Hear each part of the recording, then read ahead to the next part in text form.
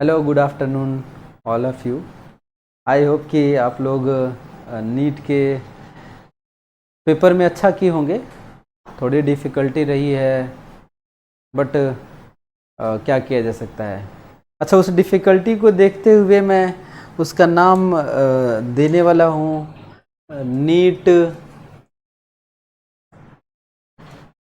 NEET advance. JEE JEE की तरह JEE Mains और जेई एडवांस है, तो ये नीट एडवांस नाम दे दिया जाए तो बेहतर होगा नीट की बजाय। तो पता नहीं क्या एनटीओ वालों को क्या हो गया है कि क्या कर रहे हैं। मुझे तो लग रहा है जिस तरीके से पेपर सेट किया गया था, वो पेपर अगर जो सेट किया था अगर उसको पहली बार दे दिया जाए तो शायद ही वो 1 घंटे में कर पाए। 1 घंटा इसलिए बोल रहा हूँ कि एक एक घंटा सबके लिए होता है ना, बहुत मुश्किल है 1 घंटा में कैलकुलेशन। लेंदी भी है और डिफ़िकल्ट भी है। मैं रेशियो बनाया हूँ उसको देख करके, तो ऐसे इस तरीके से आ रहा था। Easy easy 23% moderate 23%। 10 क्वेश्चन था ये इजी, 10 क्वेश्चन मॉडरेट था। और डिफ़िकल्ट जो था नीट के पॉइंट ऑफ व्यू से बात कर रहा हूँ मैं ना, डिफ़िकल्ट जो था वो 46% था, और जो रिमेनिंग है वो एक्सट्रीमली डिफ़िकल्ट था ना। डिफ़िकल्ट क्वेश्चन था जो रिमेनिंग बचेगा, ऐसे था। तो बहुत ज़्यादा टफ पेपर बन गया था, वही मैं बोलूँ तो। अच्छा, टफ भी था, वही टाइम भी कम था। ये जैसे एडवांस के लिए तो 17 क्वेश्चन के लिए 1 घंटा मिलता है, ये तो 45 क्वेश्चन था, इसके लिए तो कम से कम 2.5 घंटा मिलना चाहिए था। 2.5 घंटा में होता। एक एक जो लर्नर है जो सीख करके गया है, टीचर्स मान लेते हैं 1 घंटा, डेढ़ सवा घंटा, 1.5 घंटा में कर लेंगे, पर बच्चों के लिए तो 2.5 घंटा से कम नहीं लगता। तो आप लोग ऐसे ऐसे किए होंगे, या हमें लग रहा है कि पिछले साल का बदला ले रहे होंगे, कहे कि चलो ऐसा पेपर ही सेट कर देते हैं कि अगर लीक भी होता है तो कोई सॉल्व ही ना कर पाए, है ना, शायद इसलिए। तो क्या क्या बोला जाए, तो उसके लिए मेरे पास 2 लाइन है कि ये जो तुमने खुद को बदला है, ये बदला है या बदला है है ना। तो चलिए, कोई नहीं, जैसा है अब हम लोग डिस्कस करते हैं। लेकिन एक सजेशन ये है कि इससे हमें सबक लेना है। मैं बोलता भी रहता हूँ कि क्लास में केवल फॉर्मूला रट करके आप चाहें तो सिलेक्शन बहुत मुश्किल होता है। कभी भी ऐसी सिचुएशन आ सकती है, तो सीखना ज़रूरी है। और बिना सीखे फिजिक्स में आप सोचेंगे जो 2-3 साल से चला आ रहा था, एक माइंडसेट बन गया था कि फॉर्मूला रट लेंगे, इजी इजी सवाल लगाना है, डिफ़िकल्ट नहीं जाना है। तो इसीलिए मैं बार बार बोलता था कि आप एक लेवल तक जाइए, एटलीस्ट उस लेवल तक जाइए कि वैसा सवाल आए तो हम एक बार डील कर पाए, है ना। तो अगले अगले जो आने वाले हैं, ये तो पूरा माहौल बना हुआ है इस समय। कई केसेस देखने को भी मिल रहे हैं, इधर उल्टा पुल्टा, कुल नाम नहीं लूँगा। तो पूरा डर डर का माहौल बना है ना अगले 2026 एस्पिरेंट्स जो हैं उनके लिए। तो अब उस डर को ख़त्म करें, उसको अच्छे से टैकल करें उन क्वेश्चंस को। उसके लिए आपको पूरा कॉन्सेप्चुअल और कॉन्सेप्ट के साथ पढ़ना होगा ना। ओके, चलिए हम लोग डिस्कस करते हैं। पहला क्वेश्चन था, मैं डिफ़िकल्टी लेवल भी बताता रहूँगा कि क्या क्या है। A ball of mass 0.5 kg drop from a height of 40 metre. एक बॉल को 40 मीटर ऊपर से ड्रॉप किया जा रहा है ना, 40 मीटर। और बोल रहा है कि the end rises to a height of 10 metre, 10 metre ऊपर गया है। The impulse imparted to the during the collision with the ground ना। इम्पल्स की बात किया है, तो इम्पल्स मतलब चेंज इन मोमेंटम, है ना। तो चेंज इन मोमेंटम, तो यहाँ पर जब पार्टिकल आया होगा तो इसकी वेलोसिटी नीचे रही होगी, और जब टकरा के वापस गया होगा तो इसकी वेलोसिटी ऊपर रही होगी। तो v अगर इनिशियल लिखें, v इनिशियल, तो कुछ वैल्यू आएगी, मैं इसको v1 बोल देता हूँ, अभी कैलकुलेट करेंगे। और नीचे की तरफ है तो इसको मैं बोल देता हूँ -j कैप, ओके। और फाइनल की बात करें, v फाइनल, तो क्या लिखेंगे, ऊपर की तरफ जा रहा है, इसकी वेलोसिटी v2 मान लेते हैं, और ऊपर जा रहा है तो इसको लिख लेते हैं j। सही है। हमें क्या चाहिए, चेंज इन मोमेंटम, तो चेंज इन वेलोसिटी निकाल लेते हैं। तो delta v equal to final minus initial. v2 J cap minus minus तो प्लस हो जाएगा v1 जे कैप। ओके, यानी हमें क्या करना है, v1 प्लस v2 को जोड़ लेना है और जे कैप है ना, मास से मल्टीप्लाई करते हैं तो v1 v2 कैसे निकलेगा। ये मैं कॉपी में कराया हूँ, ये कॉपी का सवाल है, मैं ऐसा कॉपी में कराया हूँ। हाँ, मैं हमेशा बोलता भी रहा हूँ कि देखिए ऐसे ऐसे डिफ़िकल्ट हो जाएगा तो क्या करेंगे, तो मैं ऐसा क्वेश्चन कॉपी में कराया हूँ। तो ये जब नीचे आया होगा तो इसकी वेलोसिटी होगी अंडर रूट में 2gh, तो v1 की वैल्यू हो जाएगी अंडर रूट 2 इंटू जी की वैल्यू 10, 9.8 लेना है, मैं 10 ले रहा हूँ, इसी के अप्रॉक्स कर लेंगे। 2 इंटू 10 इंटू एच की वैल्यू 40 हो जाएगा, तो ये कितना आ जाएगा 8, यानी 20 रूट 2। ओके, अब v2 की वैल्यू निकालेंगे तो 10 अप टू 10 गया है, मैक्सिमम है 10 है, तो इसके लिए h 10 हो जाएगा, अंडर रूट 2 इंटू जी की वैल्यू 10 इंटू एच की वैल्यू 10, तो कितना हो जाएगा ये 200, यानी 110 रूट 2। ओके, जोड़ना है मुझे तो 30 रूट 2 आ जाएगा, 30 रूट 2 चेंज करके, तो impulse equal to change in momentum की बात हो रही है, तो मास 0.5 इंटू 30 रूट 2, सही है। ये 0 से ख़त्म कर लेते हैं, ये कितना हो जाएगा 15 इंटू 1.4 कर लेते हैं, तो अप्रॉक्स कितना आ जाएगा 21 के करीब में आएगा, ये होगा 21 अप्रॉक्स। 9.8 लिया है तो इसी के आसपास आना चाहिए था, बट ठीक है 21। क्वेश्चन नंबर नेक्स्ट क्वेश्चन, ये देखिए मतलब डैम्प्ड ऑसिलेशन तो नहीं बोलेंगे, उसी तरीके का है, जो हम लोग इसको मैं डिफ़िकल्ट बोलूँगा ना, डिफ़िकल्ट क्वेश्चन में से है, तो इसका इक्वेशन बनाना पड़ेगा, बट हम लोग ऐसे सोच सकते हैं कॉन्सेप्चुअल कि जब मास इसमें से लीक कर रहा होगा, सैंड लीक कर रहा होगा, तो टाइम पीरियड इक्वल टू होता है 2 pi under root m by K, है ना, तो मास कम हो रहा है तो टाइम पीरियड कम होगा, और ओमेगा इक्वल टू होता है 2 पाई बाई टी होता है, तो यानी ये कम हो रहा है तो ओमेगा क्या हो रहा होगा, बढ़ रहा होगा, तो इसमें भी ओमेगा बढ़ा है, ये तो खत्म कर लेंगे हम लोग, और ये इसमें बढ़ा है, इसमें बढ़ा है, कांस्टेंट तो नहीं रहेगा, या तो बढ़ेगा या तो घटेगा, तो अगर ओमेगा बढ़ रहा है तो मास निकल रहा है ना, तो उसका जो एम्पलीट्यूड है ना वो धीरे धीरे धीरे धीरे डिक्रीज करेगा, तो इसका आंसर कौन सा होना चाहिए, 4 नंबर होना चाहिए। ओके, तीसरा क्वेश्चन है AB is a part of an electrical current, ठीक है, the potential VA minus VB, ये कॉपी में कराया हूँ मैं, सेम ऐसा बहुत सारा क्वेश्चन कराया था, ये कॉपी का है। इसमें बोला भी था कि अगर इंडक्टर है तो इंडक्टर के लिए वेरिएबल करंट की ज़रूरत पड़ेगी, और रजिस्टर के लिए करंट की, तो दोनों दिया है ना, रेट क्या दिया है 1 एम्पियर, तो हम लोग इक्वेशन लिखते हैं ना, तो यहाँ से शुरू करेंगे तो VA माइनस आई, अच्छा इंडक्टर हो गया तो LDI by dt EMF potential, plus से माइनस जाते हैं तो माइनस लिखते हैं, माइनस से प्लस जाते हैं तो प्लस लिखते हैं, तो -5 minus IR equal to VB, value put कर लेते हैं, VA माइनस VB पूछ रहा है, VA माइनस L की वैल्यू कितना दिया है, L 1 हेनरी दिया है, into DI by dt 1 ampere per second, ठीक है, यूनिट नहीं चेंज करना है किसी का भी, माइनस I की वैल्यू कितना है 2 एम्पियर, R की वैल्यू तो ये 4 हो जाएगा इक्वल टू VB, तो सब नेगेटिव है, 5 4 10 हो जाएगा ना, VA minus VB equal to 10, ये कॉपी का सवाल है, 10 वोल्ट पर वोल्ट बस, तो इसका आंसर है 2। देयर आर इजी बोलेंगे, पिछला वाला सवाल इजी था, there are 2 incline surface of equal length L and same angle of inclination 45 degree with the horizontal, ठीक है, दो प्लेन है, दोनों इंक्लाइन है 45 डिग्री पर, 45 डिग्री,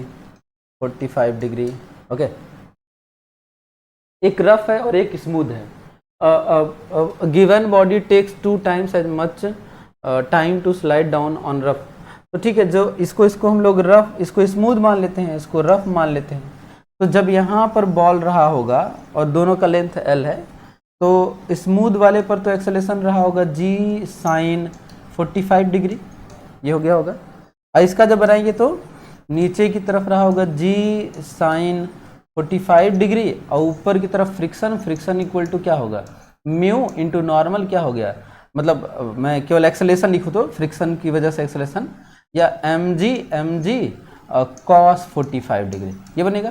तो इसका एक्सेलेरेशन, नेट एक्सेलेरेशन कितना हो जाएगा, g/√2 माइनस म्यू g/√2, ये हो जाएगा इसका एक्सेलेरेशन।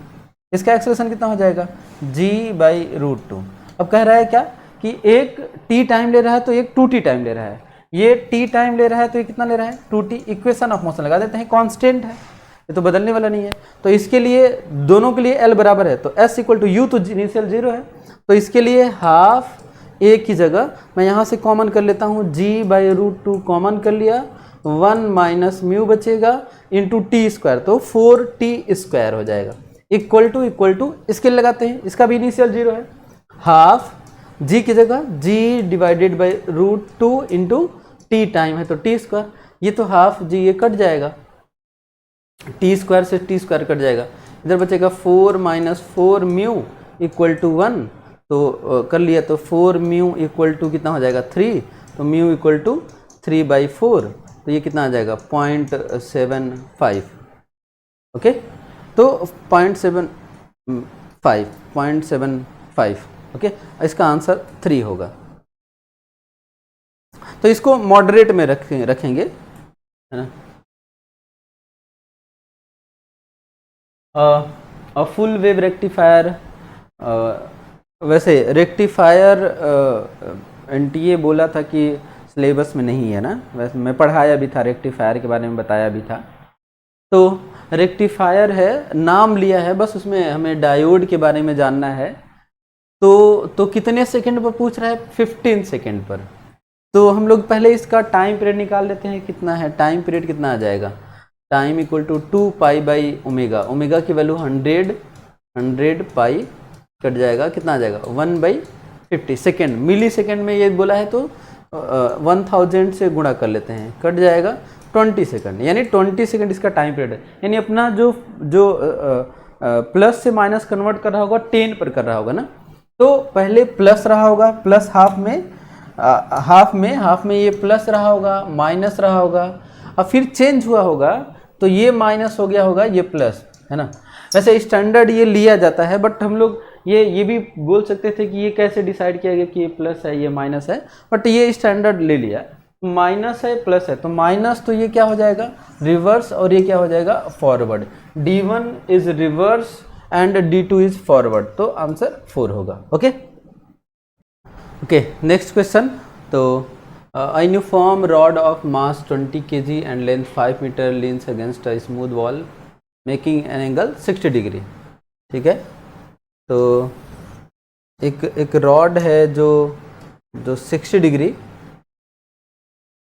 ऐसे है, यहाँ से 60 डिग्री बना रहे हैं एंगल, तो एक यहाँ लगेगा नॉर्मल, इसको मैं बोल देता हूँ N2, और एक यहाँ लगेगा नॉर्मल, इसको बोल देता हूँ N1, और एक इधर फ्रिक्शन, और नीचे की तरफ क्या लग रहा होगा mg, इक्विलिब्रियम है ना, तो बैलेंस कर लेते हैं। तो N1 इक्वल टू क्या हो जाएगा mg, N1 equal to mg, और दूसरा equation N2 equal to friction, N2 equal to friction. Okay, तो N1 हमसे फ्रिक्शन की वैल्यू पूछा है, तो यानी N2 निकालना पड़ेगा। अब N2 निकालने के लिए क्या करें, इसी के अबाउट मैं टॉर्क लिख देता हूँ, और टॉर्क लिख करके क्या कर लेता हूँ 0, 2 फोर्स बचेगा, एक ये और एक ये, इसका लिखेंगे तो इसके अबाउट लिखना है। तो ये पूरा लेंथ L है, मुझे इस लेंथ के परपेंडिकुलर फोर्स चाहिए, ये वाला फोर्स मिल जाए, ये भी एक फोर्स, तो इसके परपेंडिकुलर ये चाहिए। अगर ये 60 डिग्री है तो ये 30, और ये भी कितना होगा 60, तो इधर की तरफ क्या मिलेगा N2 cos 60, तो इसका टॉर्क क्या हो जाएगा N2 cos 60 इंटू L बराबर, क्योंकि इक्विलिब्रियम में है तो इसका टॉर्क इसके टॉर्क के बराबर होना चाहिए। ऐसे भी देख लीजिए, R क्रॉस F अंदर की तरफ, R क्रॉस F बाहर की तरफ, दोनों बराबर होना चाहिए, नेट 0 होना चाहिए। इसका क्या हो जाएगा, ये 30 डिग्री है ये, तो इधर आएगा साइन, इधर आएगा कॉस, तो क्या मिलेगा L/2 mg into cos 30 degree. Okay, ये 30 डिग्री कंसिडर कर लिया। तो यहाँ से L से L कैंसिल हो गया, N2 की वैल्यू क्या आ जाएगा, N2 इक्वल टू M, मास कितना दिया है 20 इंटू जी की वैल्यू 10 इंटू cos 30 की वैल्यू रूट 3/2 और इसकी वैल्यू 1/2, तो 1/2 इधर लिख लेता हूँ, cos 60 की वैल्यू 1/2, ये 2 से 2 कट गया, कितना आ गया N2 की वैल्यू कितना आ गया 200√3 और ये 2 यहाँ भी है ना, ये 2 यहाँ भी है, एक 2 तो कट के कितना आ जाएगा N2 की value, N2 equal to 100√3। Okay, तो N2 की वैल्यू 100√3 आ गया है, N2 ही फ्रिक्शन है तो इसका आंसर क्या मिलेगा 100√3, आंसर 4 ना। तो इसको भी हम लोग मॉडरेट कर लेते हैं, मॉडरेट में आएगा। Next question, two identical charge conducting sphere A and B have their center separated by a certain distance। अच्छा, ये वाला क्वेश्चन मैं कराया हूँ कॉपी में, ये क्वेश्चन कॉपी का था ना।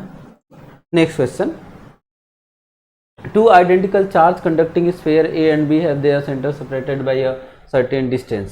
तो ठीक है, दो स्फीयर है और ये इनके बीच का इनका सेंटर जो है d दूरी पर है ना। ऑन चार्ज Q, इस पर भी Q है और इस पर भी Q है। ये तो बुकलेट का सवाल है, सेम क्वेश्चन बुकलेट का सवाल है, ये बुकलेट का सवाल है, कराया भी हूँ इसको कॉपी में भी कराया हूँ। टच करने वाला आइडेंटिकल, कई बार बोला था कि आइडेंटिकल रहेगा, वही सवाल है ना। एक न्यूट्रल को इसके साथ पहले टच किया, तो टच करने की कंडीशन क्या है, दोनों को जोड़ करके आधा कर लेंगे, तो वो न्यूट्रल है तो 0, इस पर Q है तो बाद में कितना हो जाएगा Q/2। अब जो न्यूट्रल वाला था वो Q/2 लेकर के जा रहा है इसके पास, इससे टच करा रहा है, तो अब कितना हो जाएगा Q + Q/2, कितना हो गया ये 3Q/2, इसका आधा करना है तो कितना हो जाएगा आधा 3Q/4, तो अब यहाँ पर आ जाएगा 3Q/4 और डिस्टेंस d ही रख रहा है, तो कह रहा है कि दोनों फोर्स में क्या रिलेशन होगा, मतलब इस फोर्स की वैल्यू क्या हो, तो ये लिख लेते हैं F इक्वल टू दिया हुआ है KQ²/d, और नया फोर्स F' लिखूंगा तो क्या होगा Q1 Q2, तो मिलेगा यहाँ से 3/8 डिवाइडेड बाई d²। देखिए KQ²/d² क्या बन जाएगा F हो जाएगा, तो क्या मिलेगा d², तो F' इक्वल टू 3F/8, तो इसका आंसर कौन सा होगा 3। इसको तो मैं आसान बोलूँगा क्योंकि ये कराया गया है, कॉपी में कराया हो तो इजी बोल सकते हैं इसको।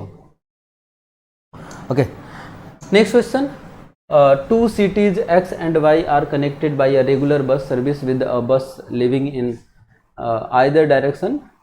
हाँ, तो मतलब ये क्वेश्चन था कि दो जगह है, A है B है, और हर T टाइम बाद यहाँ से भी बस निकल रही है, यहाँ से भी बस निकल रही है, ठीक है, XY नाम दिया है, X और Y, और एक जो है लड़की स्कूटी से जिसकी स्पीड 60 km/h है और चलना शुरू करी X to Y, तो वो देखी क्या कि इधर से जो बस जा रही है वो बस कितने मिनट के बाद 30 मिनट के बाद दूसरी बस एक क्रॉस करी और 30 मिनट बाद दूसरा क्रॉस करा, और इधर वाला उल्टा वाला हर 10 मिनट के बाद क्रॉस कर रहा है। तो पूछ रहा है कि बताइए कि ये टाइम क्या होगा और ये स्पीड क्या होगा। तो मान लेते हैं कि स्पीड दोनों को बराबर बोला है, तो v से इधर से भी, v से इधर से भी आ रहा है, तो जब ये जा रहा होगा और ये भी, तो रिलेटिव वेलोसिटी क्या होगा, दोनों साथ में जा रहे हैं, तो v - 60 रहा होगा, इस रफ्तार से जा रहे हैं, और d दोनों के लिए बराबर होगा, तो टाइम कितना लगेगा 30 मिनट, तो इसको कर लेते हैं आवर में। ओके, यही डिस्टेंस उसके लिए होना चाहिए, तो जब इधर आ रहा होगा, ये इधर जा रहा है, ये इधर आ रहा है, तो रिलेटिव क्या हो जाएगा v + 60 हो जाएगा, और कितने टाइम में 10 डिवाइडेड बाई 60।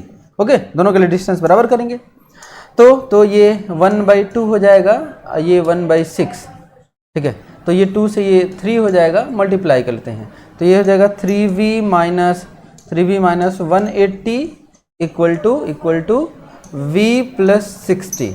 ओके, तो इसको इधर कर लेते हैं, इसको इधर, तो इधर हो जाएगा 2v, इधर हो जाएगा 240, तो v इक्वल टू कितना आ गया 120 km पर आवर, हर एक बस जा रही है इतने।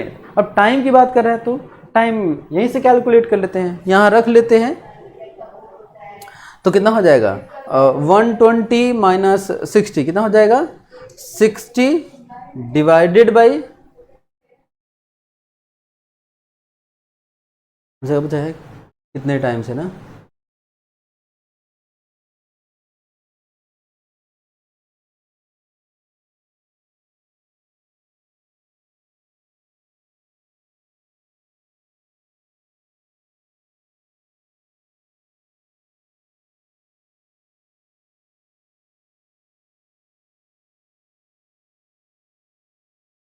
हाँ ये हो गया इंटू इंटू कोई भी टाइम कंसिडर कर लेते हैं 30 डिवाइडेड बाई 60 मतलब 1/2 इंटू इंटू 120, ये बस की रफ्तार है, यही टाइम लग रहा होगा।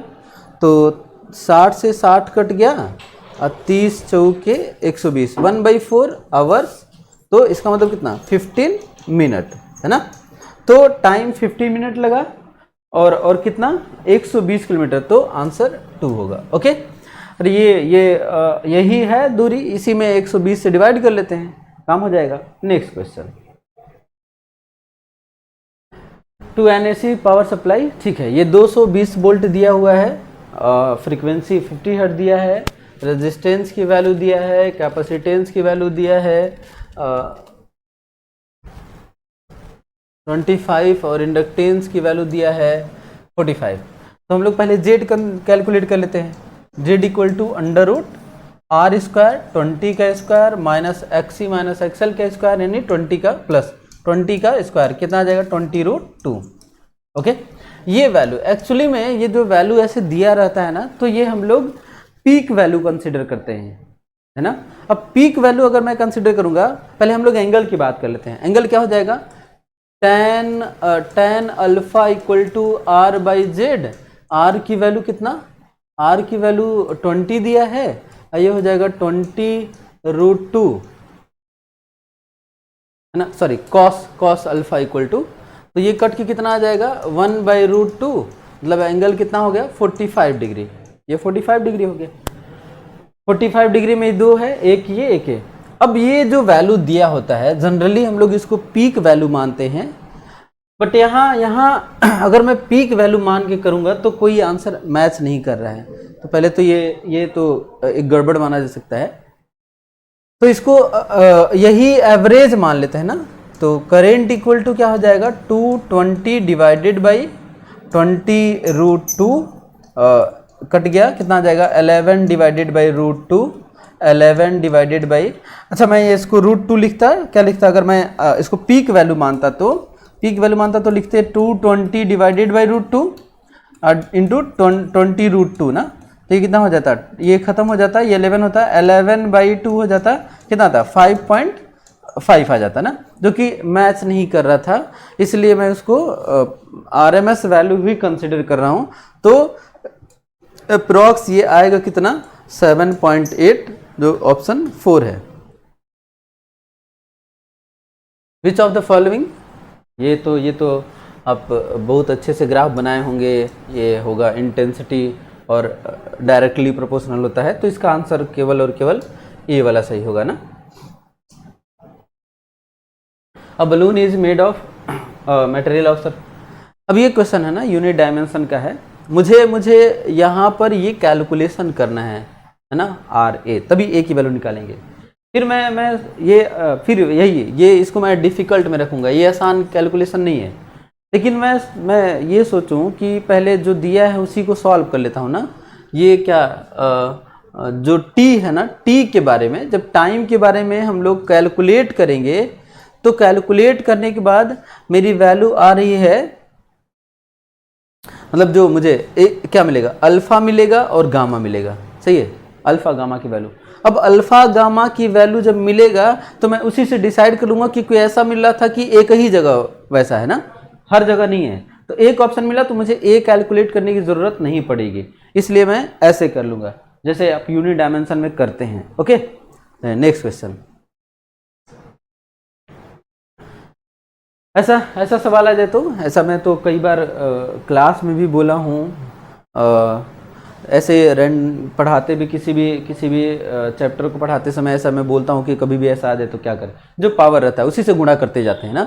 तो ए में कितना दिया हुआ है, ए में 1%, तो 3 से मल्टीप्लाई, 3 इंटू 1। बी में 3, तो 3 2 जा 6 हो जाएगा। और 2 है तो नीचे है तो भी जोड़ेंगे ही, प्लस तो 2 ही रहेगा। और इसमें 4 है तो रूट में है तो 2 प्लस 2 कर लेते हैं, तो 6 13%। ओके, ये इजी था, ये इजी है। द सन, ये भी फॉर्मूले पर था।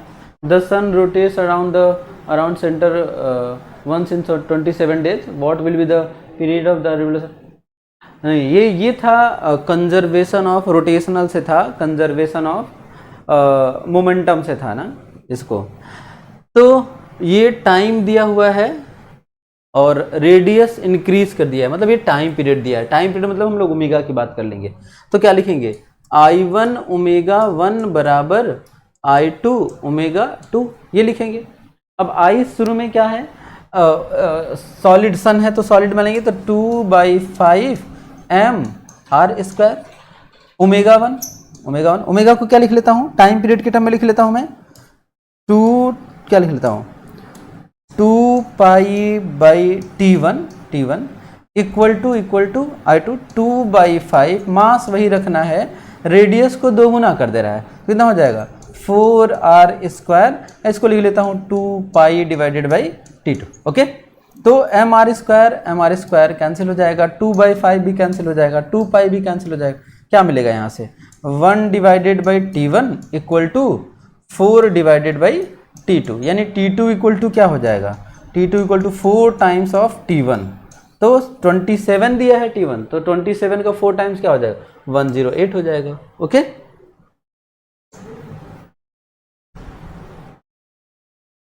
ये सबसे आसान सवाल है ये।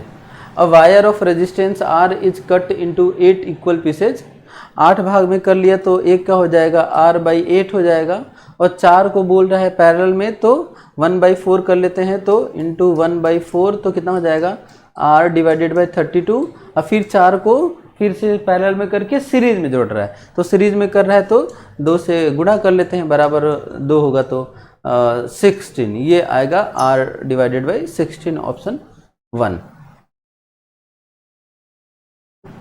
नेक्स्ट क्वेश्चन, इसको भी डिफिकल्ट, वैसे मैं ऐसा सवाल कराया था, मैं स्फेयर का नहीं कराया था, डिस्क का लेकर के कराया था, याद होगा, मोमेंट ऑफ इनर्शिया निकालने के लिए बोला था। मैं बोलता भी था कि मोमेंट ऑफ इनर्शिया में पूछ सकता है, सेंटर ऑफ मास में पूछ सकता है, ग्रेविटेशन में पूछ सकता है, इलेक्ट्रोस्टैटिक में पूछ सकता है ना, मैग्नेटिक फील्ड में पूछ सकता है। मैं बोलता भी था कि 5 जगह सवाल आ सकता है, और 5 के लिए एक ही कॉन्सेप्ट। तो क्या बोला था कि इसको भर लेना होता है ना, इसको भर लेंगे, इसका मोमेंट ऑफ डायमीटर के अबाउट, तो इस कंप्लीट का मास मान लेते हैं m, तो उस छोटे वाले का मास निकालना पड़ेगा। तो कंप्लीट का मास m है, तो छोटे वाले का कैसे निकालेंगे, वॉल्यूम से निकालेंगे ना। इस पूरे का वॉल्यूम होगा 4/3 पाई, इसका रेडियस कितना दिया है, छोटा वाला r है, बड़ा वाला 2r है, तो इसका रेडियस हो जाएगा 2r, तो कितना हो जाएगा 8r³ का मास है m, तो हमें कितने का निकालना है, 4/3 पाई r³ का कितना हो जाएगा, तो m divided by 4/3 pi into 8r³ into 4/3 pi r³ आ जाएगा m/8, यानी छोटे वाले का मास m/8 है। ओके, तो बड़े वाले के डायमीटर के अबाउट मोमेंट ऑफ इनर्शिया हमें किसका पूछा है, रिमेनिंग पोर्शन का पूछा है और छोटे वाले का पूछा है। तो रिमेनिंग का निकालते हैं, तो रिमेनिंग के लिए बड़ा माइनस छोटा कर लेते हैं। बड़े वाले का डायमीटर के अबाउट, तो डायमीटर के अबाउट क्या होगा 2/5, डायमीटर या सेंटर बोल लें, 2/5 mm रहेगा, और r की वैल्यू कितना है 2r है, तो 4r स्क्वायर, ये हो जाएगा बड़े वाले का। इसमें से माइनस करते हैं छोटे वाले का, जब छोटे वाले का माइनस करेंगे तो इसके लिए एक्सिस टेंजेंट है ना, तो टेंजेंट है, तो टेंजेंट के अबाउट पहले सेंटर के अबाउट लिख लेते हैं, प्लस m r स्क्वायर कर लेंगे, तो सेंटर के अबाउट क्या होगा 2/5 m की जगह m/8 r square, 2/5 m r square plus m r square distance, ये हो जाएगा। कितना आया, ये किसका आया, रिमेनिंग पोर्शन का, ये वाला किसका है, छोटे वाले, दोनों एक ही साथ कर लेते हैं, तो ये कितना हो गया 8/5 mr² माइनस, इसको जोड़ के इसको भी रख लेंगे ना, तो ये 40 हो जाएगा। तो 5 और ये 5 कितना हो जाएगा 7mr² डिवाइडेड बाई 40। ये छोटे वाले का है ना। अब इसको सॉल्व कर लेते हैं, तो ये हो जाएगा 5 8 64 ना,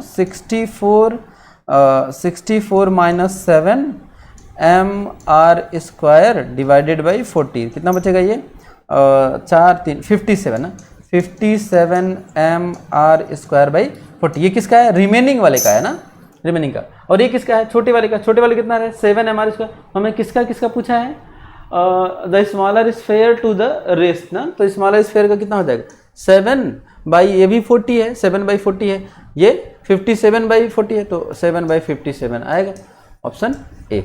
ओके, तो ये सवाल कराया गया था, तो जो किए हैं उनके लिए तो मैं कहूँगा इजी है। अगर सबके रेफरेंस से बात किया जाए जो पिछले से है, तो डिफिकल्ट मानेंगे। एन इलेक्ट्रॉन, ये मैं ये भी कॉपी में कराया हूँ मैं। दोनों अगर ऐसे अगर एग्जैक्ट कॉपी का मैं लिखाया, प्लस ऐसे लिया गया था, और इसको मैं बोला था कि इसको हम लोग क्रॉस फील्ड बोलते हैं, प्लस माइनस, इलेक्ट्रिक फील्ड इधर की तरफ, मैग्नेटिक फील्ड इधर की तरफ, ऐसे तो डिफ्लेक्ट नहीं होता है, सीधा निकल जाता है। ऊपर की तरफ था मैग्नेटिक फोर्स और नीचे की तरफ था इलेक्ट्रोस्टैटिक फोर्स। केस हम लोग इसमें बनाए थे, पहले बोले थे अगर दोनों बराबर होगा तो पाथ स्ट्रेट लाइन होगा, ऊपर वाला होगा तो अपवर्ड पैराबोला, नीचे वाला फोर्स ज़्यादा होगा तो डाउनवर्ड पैराबोला। तो एग्जैक्टली तो यही बराबर कर लेते हैं। तो QVB बराबर Q इंटू ई, Q से Q कट गया। हमसे पूछा है क्या, इलेक्ट्रिक फील्ड की वैल्यू, तो E इक्वल टू होगा V इंटू बी। V की वैल्यू कितना दिया है C/100 दिया हुआ है, इंटू B की वैल्यू कितना दिया है, B की वैल्यू 9 इंटू 10⁻⁻4 दिया है। C की वैल्यू रख लेंगे तो क्या मिलेगा 3 इंटू 10⁸, और ये ऊपर जाएगा तो इंटू 9 इंटू 10⁻⁻6, तो 27 इंटू 10⁻2 ये हो जाएगा इलेक्ट्रिक फील्ड 27 इंटू 10⁻2, और परपेंडिकुलर होगा। इज पैरेलल गलत, इज पैरेलल गलत, is perpendicular to B and magnitude is 4, ये गलत हो जाएगा, दे दिया, यानी आंसर 4 होगा। Okay, next question. ये सवाल मैं कई बार कॉपी में मतलब पढ़ाते टाइम बोलता था कि इलेक्ट्रोमैग्नेटिक वेव से कई सवाल पूछता है, बी, ई और सी में क्या रिलेशन है ना, तो वही सेम क्वेश्चन आया हुआ है। तो C equal to E/B, magnitude निकाल लेते हैं। तो B इक्वल टू क्या हो जाएगा E/C, मैक्सिमम निकाल लेते हैं। E की वैल्यू कितना दिया है E0, इसको E0 B0 लिख लेते हैं, divided by C 3 into 10⁸ 20 into 10⁻⁻8, यानी 2 इंटू 10⁻⁻7, ये आ गया। अब 2 है, 2 इंटू 10⁻, y होगा कि x होगा। हमें भी पता है कि जो इलेक्ट्रिक फील्ड है, मैग्नेटिक फील्ड है, दोनों एक दूसरे के परपेंडिकुलर होते हैं, और वेव इनके प्रोपेगेट कर रहे हैं। तो वेव x में जा रहा है, ये y में है, तो मैग्नेटिक फील्ड z में है, तो मैग्नेटिक फील्ड किस में होना चाहिए, y में होना चाहिए। तो ये ऑप्शन सही है, option 3। Okay, next question. A constant voltage of 50 volt is maintained between the points A and B। 50 volt है, तो इससे कितना करंट जा रहा होगा। तो मैं बताया था कि हम लोग नामकरण विधि से कर लेंगे। ये 50 हो गया, यहाँ पर 0 कर लिया, यहाँ भी 0, यहाँ भी 0, यहाँ 50, यहाँ पर x मान लेते हैं, यही करेंगे। x की वैल्यू पहले निकाल लेते हैं, है ना। तो इक्वेशन बना लेते हैं x से, तो 1 2 3 4 है, इसका लिखेंगे तो x minus 50 divided by total current लिख रहा हूँ 1, plus x minus 50 divided by 3, इसका लिखेंगे तो प्लस x डिवाइडेड बाई 2, ऐसे लिखते हैं x डिवाइडेड बाई 4 बराबर टोटल करंट 0, है ना। जितना करंट आया होगा उतना करंट गया होगा। इसका एलसीएम कितना हो जाएगा 12 कर लेते हैं, तो 12x minus 600 plus 3 4x minus 200 plus 6x plus 3x equal to 0, 9, 13, 25x, बाकी सब तो ये 800 x इक्वल टू कितना हो जाएगा, 12 हो जाएगा।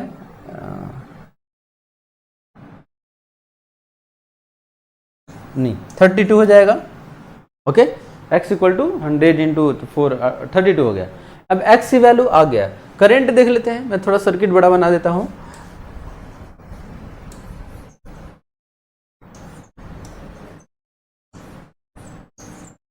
यहाँ 50 है, ये 50 है, ये आ गया 32, ये आ गया 32, यहाँ 0 है, यही हम लोग कंसिडर किए हैं। तो इसका करंट निकालते हैं। तो current equal to potential difference 18 और डिवाइड बाई रेजिस्टेंस, तो यहाँ से करंट गया 18 एम्पियर। ओके, यहाँ से फिर कितना 18 डिवाइडेड बाई 3, तो 6 गया। मतलब यहाँ से करंट आया होगा 18 प्लस 6। अब इधर कितना गया है 16 divided by 2, 32 divided by 2 16 ampere, और ये कितना होगा 8 एम्पियर। तो 18 आया, इधर 16 गया, ये 6 है, इधर 8 गया, तो इसका मतलब इधर से करंट आया होगा। कितना आया होगा, यही 18 वाला बटा होगा। 16 इधर गया तो इधर कितना आया होगा 2 एम्पियर। तो आंसर क्या हो जाएगा 4। Okay, next question. The plates of parallel plate capacitor are separated by D. Direct इस सवाल को हम लोग पढ़े थे। अगर हम लोग डाइलेक्ट्रिक डी थिकनेस का अगर इंसर्ट करते हैं टी थिकनेस का, तो हम लोग फार्मूला लिखे थे, इसका फार्मूला लिखे थे हम लोग A epsilon not divided by D minus T plus T1 मतलब T डिवाइडेड बाई K, ये हम लोग लिखे थे, है ना। तो इसी का फार्मूला यूज करके 2 था तो 2 के लिए लिख लेंगे, 3 रहेगा तो 3 के लिख लेंगे, ऐसे करके हम लोग सॉल्व कर लेंगे ना। इसका वैल्यू आ जाएगा 2.66। ओके, तो ये कैलकुलेटिव था, थोड़ा कैलकुलेशन। अगर ये नहीं होगा, ये मान लीजिए भूल गए होंगे फार्मूला, तो अब क्या यूज करेंगे, ऐसे 3 स्लैब बना लेंगे, है ना। ये डाइलेक्ट्रिक है K1, ये डाइलेक्ट्रिक है K2, ये डाइलेक्ट्रिक है K3, सबका थिकनेस पता है तो सबका C लिख करके C1 C2 फिर जोड़, ये थोड़ा सा कठिन टाइप का हो जाएगा ना, ज़्यादा और कैलकुलेशन हो जाएगा। तो हम लोग ये डायरेक्ट फॉर्मूला यूज कर लेते हैं, A epsilon not divide by D minus T plus T by K। बहुत सारा हो जाएगा तो क्या लिखेंगे, 3 है तो क्या लिखेंगे, A epsilon not divided by 2 था ना, तो D minus T1 minus T2 ये कर लेंगे, अब plus T1 by K1 plus T2 by K2। Okay, ये कैपेसिटेंस, और इसकी वैल्यू किसके बराबर बोल रहा है, कह रहा है कि A epsilon not by D के बराबर है, यही बोल रहा है। वैल्यू दिया हुआ है, K1 K2 में रिलेशन है, सॉल्व कर लेंगे। Okay, next question. इस क्वेश्चन को देखिए, ये तो मतलब तहलका मचाया हुआ है बहुत सारे लोग, लेकिन हम लोग एक पढ़े थे कॉन्सेप्ट कि अगर लिक्विड है इसमें भरा हुआ और इसको रोटेट कराएं तो कुछ ऐसा ही बनते जाता है, ऐसा ही बनते, उसी तरीके से इसको सोचना था। बट ये आसान नहीं है, इसको मैं बोलूँगा एक्सट्रीमली डिफ़िकल्ट था ना, ये बहुत ज़्यादा डिफ़िकल्ट है। इसको करेंगे कैसे, तो वही एक छोटा सा पार्ट ले लेंगे और एक टेंजेंट ड्रॉ करेंगे इसी पर, नीचे की तरफ छोटे से पार्ट का नीचे की तरफ मास m मान लेता हूँ, mg हो गया होगा, और इसकी वजह से एक फोर्स लग रहा होगा, सरफेस टेंशन की वजह से F लग रहा होगा, और ये एंगल हमें दिया है थीटा। ओके, यही करना हमें। तो इधर की तरफ क्या आ जाएगा, इस t का, इधर की तरफ t मतलब F cos थीटा, इधर की तरफ F sin थीटा, मैं बैलेंस कर देता हूँ। तो बैलेंस करूँगा तो क्या मिलेगा, F sin थीटा, F क्या है, सरफेस टेंशन की वजह से है, तो सरफेस टेंशन मैं ऐसे बोल देता हूँ, यहाँ से x दूरी जा करके एक छोटा सा एलिमेंट कट किया था, वही dx छोटा सा मास था, और यहाँ ऐसे ही थिकनेस है ना, तो l लेंथ तक मान लेते हैं। तो मुझे एक ऐसा स्ट्रिप मिल रहा है जिसका लेंथ l है और ये थिकनेस dx है, और ये हाइट मान लेता हूँ y है। क्या कैसे समझ में आया, x ये dx, ऐसे ही dx है, ये हाइट है y, और ऐसे ही इधर तक z में बोल रहा है, तो l मान लेता हूँ, 1 भी मान सकते हैं, l मान लेता हूँ। तो क्या लिखेंगे, पहले इसके लिए तो t surface tension into l into sine theta, और साइन थीटा को मैं लिख देता हूँ dy by dx। Equal to इसका mg लिखने जा रहा हूँ, तो इसका वॉल्यूम डेंसिटी इंटू वॉल्यूम क्या लिखेंगे, वॉल्यूम लिखेंगे dx into L into y, density into volume into g. L से एल कट गया, कोई फर्क नहीं पड़ने वाला है ना। तो d y by D x equal to rho g divided by T into y, ये मिलेगा। और क्या है डी एक्स, ये इसको इंटीग्रेट करना है, फिर से इसको डबल डिफरेंशिएट कर देता हूँ। तो डबल डिफरेंशिएट करूँ तो क्या मिलेगा, D two Y divided by D X two. और ये डबल डिफरेंशिएट, ये एक्चुअली में ये जो हम लोग प्रोसेस करने जा रहे हैं ना, ये आउट ऑफ सिलेबस में, ये जेई में भी नहीं पूछता है। ये लैप्लास भी बोलते हैं, डबल इंटीग्रेशन भी बोलते हैं, तो ये हमारे सिलेबस का तो एकदम नहीं था, चाहे जेई की बात कर लो चाहे नीट की बात कर लो। तो इसको करेंगे तो ये dx हट जाएगा, क्या मिलेगा, equal to rho G divide, NEET के लिए तो एकदम नहीं बना हुआ था, है ना, ये नीट के लिए तो कभी नहीं बना हुआ था। खैर कोई नहीं, एक आध सवाल ऐसा आ गया तो क्या कर सकते हैं। तो आंसर कौन सा होगा, रो जी बाई टी लिया हूँ मैं, ऑप्शन 4 सही होगा। Okay,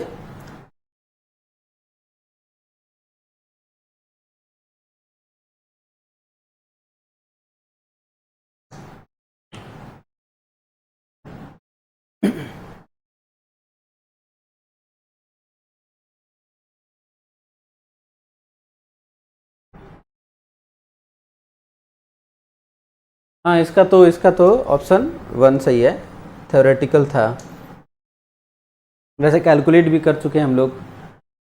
N electric dipole with dipole moment 5 × 10⁻⁶, dipole moment दिया है P equal to 5 × 10⁻⁶, is align with the direction of the uniform electric field. Electric field और डाइपोल मोमेंट एक ही डायरेक्शन में है। ओके, अब कह रहा है कि थीटा से रोटेट कराया गया, तो थीटा से रोटेट करा दिया जाएगा तो वर्क डन क्या होता है, तो पी ई कॉस थीटा, ये होता है इलेक्ट्रिक फील्ड से लेते हैं एंगल, इलेक्ट्रिक फील्ड से दिया है, माइनस होता है, नेगेटिव लगा लेंगे, नेगेटिव पूछा है नहीं तो मैग्नीट्यूड पूछ रहा है, तो P 10⁻⁻6, इलेक्ट्रिक फील्ड कितना दिया हुआ है 4 × 10⁵ इंटू कॉस 60 वैल्यू 1/2। सॉल्व कर लेंगे, ये कितना हो जाएगा 10 हो जाएगा, 20 यानी 2 हो जाएगा इंटू 1/2, 1 जूल आएगा, 4 ना। Next question, the kinetic energy of two similar car A and B 100 joule and 225 joule respectively on applying brake. Similar car दिया है ना, इसका मतलब ये है कि दोनों के लिए, अच्छा दोनों के लिए अलग अलग दे दिया है ना, नहीं तो हम लोग मान के चलते थे कि दोनों के लिए जो फोर्स लगाया जा रहा है रोकने के लिए सेम होगा, बट ये कह रहा है नहीं अलग है। Are the forces applied by the brakes on car A, तो जो फोर्स लगाया गया होगा रोकने के लिए, जितना डिस्प्लेसमेंट हुआ होगा, जो वर्क डन किया होगा, वही वर्क डन किसके बराबर होगा, 3 फोर्स होंगे, कार चल रही होती है, एक mg होगा, एक नॉर्मल होगा और एक ब्रेक लगा रहे हैं तो फ्रिक्शन होगा, तो फ्रिक्शन का ही वर्क डन होगा, तो वर्क डन लिख करके काम कर लेंगे ना। तो फोर्स FA है, फोर्स इनटू डिस्प्लेसमेंट, तो A कितना डिस्प्लेस किया है 1000 इक्वल टू वर्क डन की कितना हुआ है 100 जूल। ओके, दूसरा कितना है FB अप्लाई किया गया है और कितना चल गया है 1500 और कितना हुआ है 225 जूल। दोनों डिवाइड कर लेते हैं, डिवाइड करें तो 00 ख़त्म, 2 3, ये 25 9 हो जाएगा, ये 25 4 हो जाएगा, ये 3 हो जाएगा, ये 2 हो जाएगा, FA डिवाइड बाई FB 2/3 हो जाएगा, है ना, तो 2/3 ठीक बोलेंगे, अच्छा है, इजी बोल सकते हैं। The current passing through the battery in the given circuit. Okay, तो ये दोनों तो सीरीज में है, इसको ध्यान से देखिए, ये 5 है, ये 3 है, ये था 2.5 था और ये 1.5 है, 2.5 1. तो ये किर्चॉफ्स व्हीटस्टोन ब्रिज बन रहा है ना, 5 3 2.5, तो इसको हम लोग हटा देते हैं। ये दोनों अब किस में हो गए? सीरीज में। ये दोनों किस में हो गए? सीरीज में। ये किस में है? सीरीज में। तो सीरीज कितना होगा? 5 3 8। मैं नया सर्किट बनाता हूँ। ये हो गया 8 का, ओके। ये ऊपर गया, ये कितना हो गया है? 6 हो चुका है ना, ये 6 हो चुका है। और ये कितना हो चुका है इधर वाला? 2 3 4 हो चुका है ना, ये हो गया है। अब यहाँ से एक और जुड़ा हुआ है, ये बैटरी हो गया। ये दोनों, ये तीनों को हम लोग जोड़ सकते हैं ना सीरीज में। तो 6, चलिए मैं लिख लेता हूँ अभी 1/3, और ये बैटरी है, ओके। ये दोनों पैरेलल में, तो कितना हो जाएगा? 8 × 4 / 12, तो 8/3। ये 8/3, 1/3 और 6 सब किसमें हो गए? 3 + 6 हो गया। ये कितना हो जाएगा? 9/3, 9 हो जाएगा ना, 9 ओम। तो करंट इक्वल टू क्या हो जाएगा? 5 / 9, अप्रॉक्स 0.5, ओके।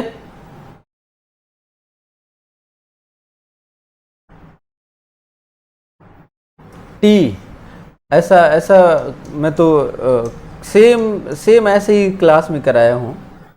कई बार पूछने भी आए हैं, तो मैं बताया भी हूँ बच्चों को। अगर ऐसा रहता है तो मन में ये बना रहता है कि x बराबर रहेगा तो आसान रहेगा ना, t बराबर दिए तो क्या दिक्कत है? डिफ्रेंशिएट कर देते हैं, x के रिस्पेक्ट में डिफ्रेंशिएट कर देते हैं। तो इधर मिलेगा dt/dx = 2x + 1, और dt/dx क्या बन जाएगा? 1/v बन जाएगा। यानी v = 2x + 1 पावर -1 हो जाएगा। वेलोसिटी x का फंक्शन, हमें x के फंक्शन में ही बात करना है। तो एक्सेलेरेशन पूछा है ना, तो एक्सेलेरेशन इक्वल टू क्या हो जाएगा? v dv/dx। v तो पता है, dv/dx निकालना है। फिर से इसको डिफरेंशिएट कर देते हैं, तो dv/dx क्या आ जाएगा? डिफरेंशिएट करना है, 2x + 1 पावर -2 हो जाएगा। और इसको सॉल्व करें तो 2 से गुणा भी कर लेते हैं। क्या एक माइनस आगे भी आएगा, पावर आगे आता है, घटता है, सही है। तो ये हो गया। अब एक्सेलेरेशन v की जगह रख लेता हूँ 1 / 2x + 1, और dv/dx रख लेता हूँ -2 / x 2x + 1 का होल स्क्वायर। तो -2 क्यूब हो जाएगा, -2 -2 2x + 1 का आंसर 4 हो जाएगा। 2 identical point mass P and Q suspended from the 2 separate mass K1 and K2 if their maximum speed are same। तो maximum speed क्या होगा? a1 ω1 = a2 ω2, सही है। तो P और Q, तो इसको लेता हूँ P P Q Q। हमसे किसका AQ/AP, AQ / AP = ω_P / ω_Q, सही है। तो टाइम पीरियड के टर्म में लिख लेते हैं। टाइम पीरियड ओमेगा और टाइम पीरियड में उल्टा डायरेक्शन होता है, तो TQ / TP हो जाएगा। टाइम पीरियड इक्वल 2π√m/k हो जाएगा। आइडेंटिकल पॉइंट मास, मास बराबर है, तो क्या लिखेंगे? 2π में मास बराबर है 1/K1, मतलब KQ रूट में डिवाइडेड बाई K1 K2 दिया है क्या? ठीक है, लिख लेते हैं, बाद में कर लेंगे। डिवाइडेड बाई 1/KP, सही है, कर लेंगे, ओके। वैल्यू रख लीजिएगा। ये क्वेश्चन मैं बोला भी था कि एक हमेशा आता है और आंसर सही कर सकते हैं। इसमें कुछ आपको फॉर्मूला नहीं बनाना है, डायरेक्ट आप ऐसे लिख सकते हैं। दो इनपुट दिया हुआ है, ए और बी, लिख लेते हैं। ए बी फॉर्मूले से भी किया जा सकता है, ऐसे भी डायरेक्ट कर सकते हैं। ए बी तीन है अपने पास, मतलब 3 गेट है। ए क्या ले सकते हैं? 0 0 0 1 1 0 1 1, यही हमारे पास इनपुट है। तो अब इसको हम लोग डिस्कस कर लेते हैं। क्या करना है? पहले ए और बी है ना, ए बी का मुझे और करना है, और का उल्टा करना है मुझे ना। तो a + b, तो a + b क्या मिलेगा? थोड़ा टाइम ले लेते हैं। a + b क्या मिलेगा? 0 1 1 1, इसका मुझे बार करना है, a + b का बार, तो क्या हो जाएगा? 1 0 0 0, ये बन गया। अब क्या करना है? a और b का एंड करना है और फिर उसका उल्टा करना है। तो a और b का एंड कर लेते हैं। a एंड b क्या मिलेगा? a एंड b 0 0 0 1, इसका उल्टा करेंगे तो 1 1 1 0। अब इन दोनों का ये हो गया a डॉट बी। अब देखिए ये आया a प्लस बी का बार, ये आया a एंड b का बार। अब दोनों को फिर क्या करना है, एंड करना है। एंड करेंगे तो 1 1 1, फाइनल y आ रहा है 0 1 0 0 1 0 0 0 0, ये y हो गया। ये किसके जैसा दिख रहा है, देखिए एकदम सेम ऐसे ही, तो आंसर भी दिख रहा है इसी में है। 1 0 0 किसके बराबर, एंड का उल्टा, तो क्या हो जाएगा, सॉरी एंड नहीं, और का उल्टा, तो नॉट लगा देना हमें, नॉट मतलब तो नॉट प्लस और नॉर गेट हो जाएगा इसका आंसर। ओके, ये क्वेश्चन भी है आसान ना, वो जो बोलता हूँ कि लगेगा कि लगने लगा है मगर लगेगा नहीं, उसी टाइप का है। इसको बनाना पड़ेगा ना, यहाँ से फेंका जा रहा है तो एनर्जी कंजर्व कर लेते हैं। एनर्जी कंजर्व करेंगे तो यही रेफरेंस मान लेता हूँ मैं, तो काइनेटिक एनर्जी क्या हो जाएगा, हाफ mv0 का स्क्वायर इक्वल टू, यहाँ गया होगा तो v मान लेते हैं, तो हाफ mv स्क्वायर अब प्लस पोटेंशियल एनर्जी, तो ये तो L है और ये भी L है, तो ये लेंथ कितना हो जाएगा, ये कॉस तो ये साइन हो जाएगा mg L plus L sign theta, ये बनेगा। हमसे रेशियो पूछा है किसका किसका, v और v0 का, v डिवाइडेड बाई v0 पूछा है, तो कैसे करें कुछ, तो कहा कि अब यहाँ पर जब स्लैग कर रहा है तो वहाँ पर एक इक्वेशन बना लेते हैं, नीचे की तरफ mg होगा, mg का कंपोनेंट इधर की तरफ है ना, तो mg कंपोनेंट इधर क्या आ जाएगा, mg ये थीटा है, mg साइन थीटा है, mg साइन थीटा सेंटर की तरफ, यही सेंट्रीपिटल फोर्स है, इक्वल टू क्या लिख लें, mv स्क्वायर, वहाँ का रफ्तार यही है mv square by r, r की जगह क्या लिख लेते हैं l, सही है। अब यहीं से मैं क्या कर लूँ, v की वैल्यू यहाँ पुट कर लेता हूँ। ओके, v की वैल्यू यहाँ पुट कर लेते हैं तो हमें v0 की वैल्यू आ जाएगा, m तो हर जगह से कट जाएगा, m से 2 से मल्टीप्लाई कर देता हूँ, तो v0 का square equal to v square, अब v स्क्वायर की वैल्यू यहाँ से m कट दिया, v स्क्वायर की वैल्यू यहाँ पुट कर लेता हूँ, कितना है v स्क्वायर की वैल्यू, gl साइन थीटा, ये प्लस प्लस ये क्या है gl प्लस 2 से गुणा किया तो 2gl plus 2gl sign theta, ये हो गया, ये किसी वैल्यू हो गया v0, तो रूट में कर लेते हैं। अब v की वैल्यू क्या है, यहीं से v की वैल्यू आ गया, अब रेशो निकाल लेते हैं, v की वैल्यू कितना आया है, v रूट में gl sine theta divided by, ये पूरा रख लेते हैं तो कुल कट जाएगा ना, तो ये देखिए gl 3 हो जाएगा ना, ये नीचे कुल काट पीट के क्या आ जाएगा, ऊपर मिलेगा साइन थीटा और नीचे की तरफ और 2 plus 3 sine theta power 1/2।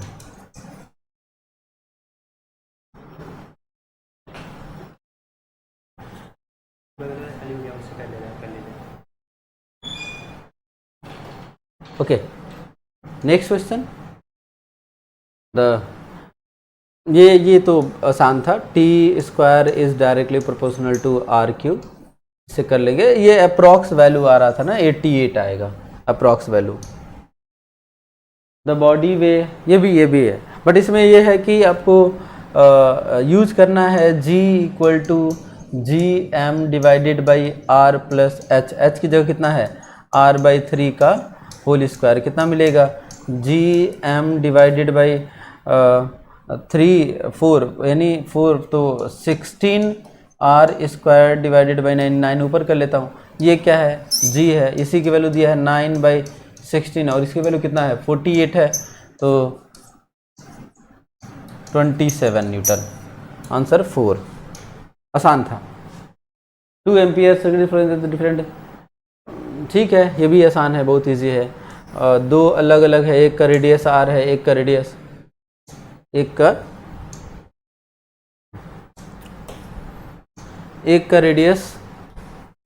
r है, दूसरे का रेडियस 2r है। किसकी बात कर रहा है, magnetic moment m equal to I into A, current दोनों में सेम जा रहा है, 2 एम्पियर करंट, दोनों में करंट सेम है, तो एरिया से डिपेंड करे, तो m1 divided by m2 equal to pi r1 का square divided by pi r2 का स्क्वायर, तो 1:4 होगा। ओके,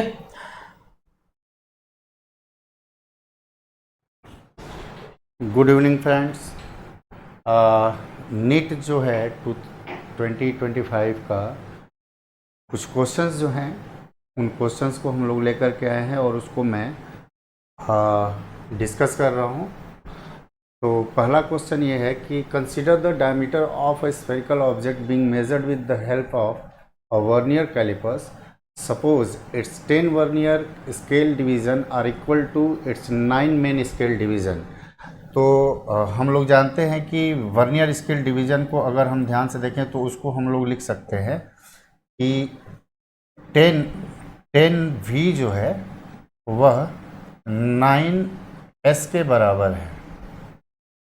तो एक V जो होगा वह कितना हो जाएगा, 9S के बराबर है। और S की वैल्यू दिया हुआ है, S की वैल्यू दिया हुआ है कितना, 0.1। तो इसको लिख सकते हैं 9 × 0.1 इज इक्वल्स टू 0.9। तो V की वैल्यू जो आएगी 0.9/10 and it will be equals to 0.09 centimetre. तो V जो है वर्नियर स्केल डिवीज़न जो है 1 VSD की वैल्यू जो है वह कितने के बराबर आ गई, 0.09 सेंटीमीटर। तो लिस्ट काउंट जो होगा इस वर्नियर स्केल का वह कितना हो जाएगा, S - V के बराबर। और S कितना है, 0.1 - 0.09 and it will be equals to 0.01 centimetre. Now reading इसमें बोल रहा है कि when the zero of vernier caliper is at x equals to 0.1 centimeter when the jaws of vernier calipers are closed। तो यहाँ पर ये साफ दिख रहा है कि वर्नियर कैलिपर में ज़ीरो एरर है और वह पॉजिटिव ज़ीरो एरर है। तो जब हम मेन स्केल हम लोग जब रीडिंग लेते हैं, वर्नियर स्केल रीडिंग लेंगे, तो वर्नियर स्केल रीडिंग की वैल्यू जो होगी वह कितनी आ जाएगी। यहाँ से अगर हम देखें तो हम लोग टोटल लिखते हैं कि m बराबर, मतलब मेन स्केल जो है वह रीडिंग ले रहा है कितना, 5 प्लस कितना जो है मैच कर रहा है, तो coinciding vernier scale division is 8 plus, तो 8 multiplied by list count 0.01 and उसमें से हम लोग क्या करेंगे, 0.1 सेंटीमीटर पॉजिटिव ज़ीरो एरर जो है उसको हम लोग कैलकुलेट करके बाहर निकाल देंगे। तो ये कितना आ जाएगा, ये आ जाएगा 5.08 माइनस 0.1 बराबर 4.98 centimetre. Okay, next, a model for quantized motion of an electron in uniform magnetic field B states that the flux passing through the orbit of the electron is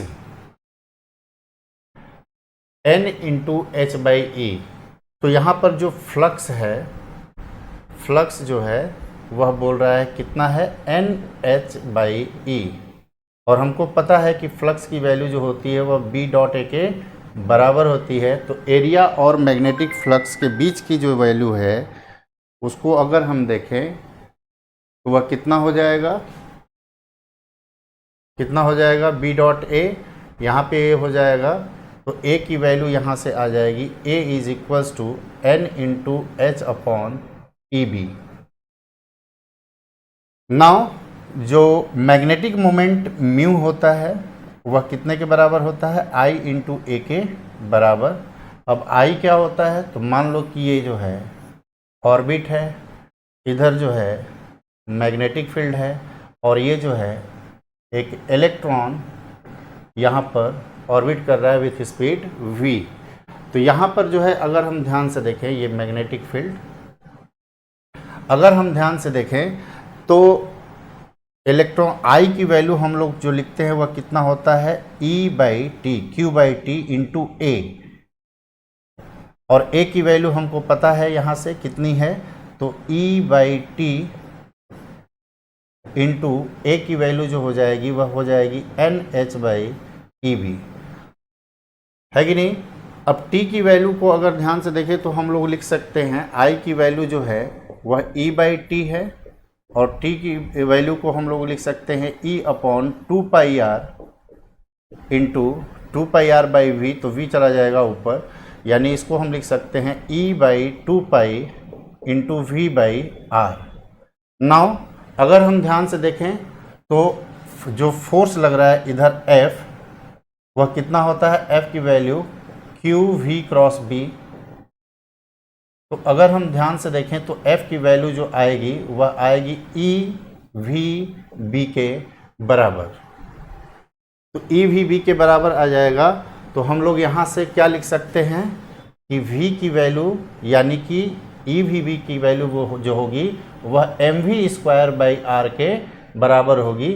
V से ये V कैंसिल आउट, तो यहाँ से निकल के आएगा V by R is equals to E B by M. तो यहाँ से आ गया ई बी बाई एम, तो यहाँ पे रख लें, तो यहाँ पर कितना आ जाएगा I की value E upon 2 pi into we by R की वैल्यू जो आई वह कितनी आ गई, E B by M into, यहाँ से वैल्यू अगर ध्यान से देखें तो इसको यहाँ पर रख दें, तो ये वैल्यू आ जाएगी कितनी, E upon 2 pi into E B by M into N H upon E B. तो ई बी और ई बी कैंसिल आउट, यहाँ से n की वैल्यू हम लोग n बराबर 1 ले लेंगे। क्यों? क्योंकि बोल रहा है कि magnetic moment of electron it's lowest energy level, तो लोवेस्ट एनर्जी लेवल n की वैल्यू 1 ले लेंगे, तो बराबर कितना आ जाएगा, E की वैल्यू आ जाएगी यहाँ पे 2 पाई ई एच अपॉन 2 पाई एम। क्लियर है? नेक्स्ट क्वेश्चन देखते हैं। यहाँ पर लिखा है a container has 2 chambers of volumes V1। तो यहाँ पर एक कंटेनर ले लेते हैं, इसके अंदर 2 चैम्बर है। यहाँ पर ये V1 दिया है, P1 दिया है। V1 की वैल्यू 2 लीटर है, P1 की वैल्यू जो है 1 ATM है, और N1 की वैल्यू जो है वह 5 है। N1 की वैल्यू कितना है, 5। ओके, तो यहाँ से अगर हम ध्यान से देखें तो V2 की वैल्यू जो है कितना है, V2 is equals to 3, N2 is equals to 4 and P2 is equals to 2 ATM। Now अगर हम ध्यान से देखें तो बोल रहा है कि इसको जो है अगर हम हटा दें, अगर हम यहाँ पर लिखें तो क्या इक्वेशन लिख सकते हैं, P1 V1 is equals to N1 RT और P2 V2 is equals to N2 RT। जब हम इसको हटा देंगे तो ये मिक्स हो जाएंगे, मिक्स हो जाएंगे तो हम लोग क्या लिख सकते हैं कि P इक्विवेलेंट इंटू, अब वॉल्यूम कितना हो गया, V1 plus V2 is equals to, अब कितना यहाँ पे नंबर ऑफ मोल होंगे, N1 plus N2 into R into T। तो अगर हम ध्यान से देखें तो इसको अगर हम जोड़ दें इन दोनों को, तो ये क्या आएगा, P1 V1 plus P2 V2 is equals to N1 plus N2 into R into T। तो इसकी वैल्यू को अगर हम रिप्लेस कर दें यहाँ पर तो क्या आ जाएगा, P equivalent is equals to, या P equivalent into V1 plus V2 is equals to, यहाँ पे हम लोग लिख सकते हैं P1 V1 plus P2 V2 and this implies that P equivalent या P जो हमारा होगा मिक्सचर का वह कितना आ जाएगा, P1 V1 plus P2 V2 upon P1 plus P2, V1 plus V2, V1 plus V2। ध्यान से देखो, अब यहाँ से अगर हम वैल्यू को कैलकुलेट करेंगे तो जो प्रेशर आएगा वह कितना हो जाएगा, P1 की वैल्यू जो है कितना है 1, V1 की वैल्यू जो है 2 प्लस P2 की वैल्यू जो है 2 और V2 की वैल्यू जो है 3 अपॉन 2 प्लस 3, ऊपर आ जाएगा 8/5, यानी कि ये वैल्यू आ जाएगी 1.6 ATM। In a certain camera, a combination of 4 similar thin convex lenses are arranged axially in contact.